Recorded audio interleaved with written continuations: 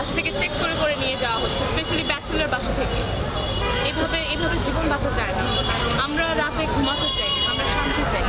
যদি আমাদের এই যে সরকার তালবানা করে ছলছাতুরি করে আমাদের 9 দফা দাবি আদায় না করে, তাহলে আমরা হয়তো বাংলা ব্লকেট বা কমপ্লিট শাটডাউন একটু আরও কঠোর কর্মসূচি দিয়ে আমরা রাজপথে থাকবো। এবং প্রথমে যেটা বললেন আন্দোলন স্থগিত হয়েছে, তার প্রমাণ হচ্ছে আমরা হাইকোর্ট চত্বরে আজকে আমাদের পরিচিত কর্মসূচি অংশ নিতে হাইকোর্ট চত্বরে এসেছি মার্চ ফর জাস্টিস কর্মসূচি অংশ নিতে।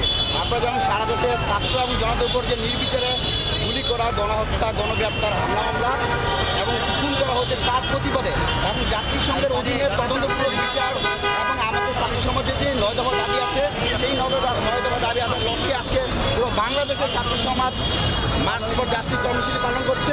এবং উক্ত কর্মসূচিতে স্বতঃস্ফূর্তভাবে বিবেকবান শিক্ষক, আইনজীবী, সুপ্রিম কোর্টের আইনজীবীরা এখানে আছেন, ব্যারিস্টাররা আছেন, তারপর সাংবাদিকরা আছেন, গণমাধ্যম কর্মীরা আছেন, সাংস্কৃতিক কর্মীরা আছেন, এদেশের কৃষক, শ্রমিক, জনতা, মেহনতি মানুষও এখানে আছেন।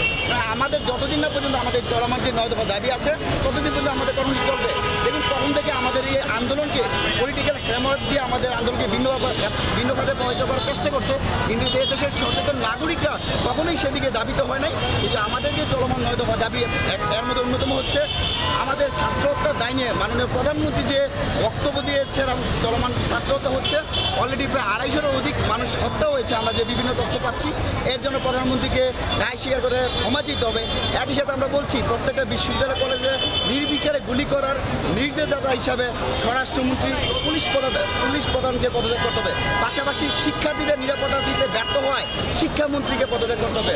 আমরা দেখতে পেয়েছি ডিজিটালি ক্র্যাকডাউন করে এদেশের মানুষকে জিম্মি করেছে এর তথ্য প্রতিমন্ত্রী, সেই জন্য আমরা তাকে এই দায় নিয়ে তার পদত্যাগ দাবি করছি।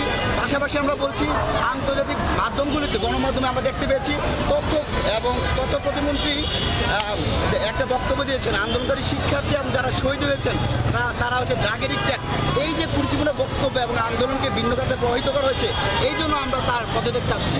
একই সাথে যতদিন না পর্যন্ত আমাদের প্রত্যেকটা বিশ্ববিদ্যালয় কলেজে পুলিশ, র্যাব, বিজিবি, সেনাবাহিনী, সোয়াট প্রত্যাহার করা হচ্ছে, ততদিন পর্যন্ত আমাদের চলমান যে 9 দফা দাবি আছে সেই 9 দফা দাবি আদায়ের জন্য আমরা কর্মসূচি অব্যাহত রাখবো। আপনারা দেখেছেন আমরা বাংলা ব্লকের কর্মসূচি দিয়েছি, কমপ্লিট শাটডাউন কর্মসূচি দিয়েছি। যদি আমাদের এই যে সরকার তালবানা করে ছলছাতুরি করে আমাদের 9 দফা দাবি আদায় না করে, তাহলে আমরা হয়তো বাংলা ব্লকেট বা কমপ্লিট শাটডাউন একটু আরও কঠোর কর্মসূচি দিয়ে আমরা রাজপথে থাকবো।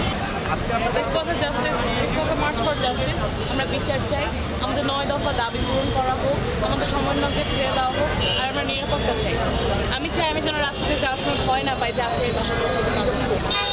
আমি চাই আমি যে এলাকায় থাকি সে এলাকায় রেড দেওয়া বন্ধ, কারণ প্রত্যেক রাতে রেড দিয়ে যেভাবে স্টুডেন্ট তুলে নিয়ে যাচ্ছে, অসংখ্য স্টুডেন্ট নিয়ে যাওয়া হচ্ছে, সেটা কোনো রিপোর্ট হচ্ছে না। আমরা শুধু আমাদের নিরাপত্তা চাচ্ছি, আর 9 দফা দাবি পূরণ হোক, আর আমাদের সমন্বয়কে ছেড়ে দেওয়া হোক।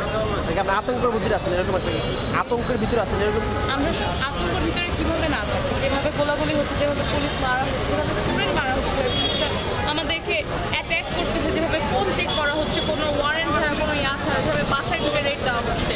আপনি তার থেকেই শুনলেন তার বাসায় গতকাল বাসা থেকে চেক করে করে নিয়ে যাওয়া হচ্ছে, স্পেশালি ব্যাচেলর বাসা থেকে।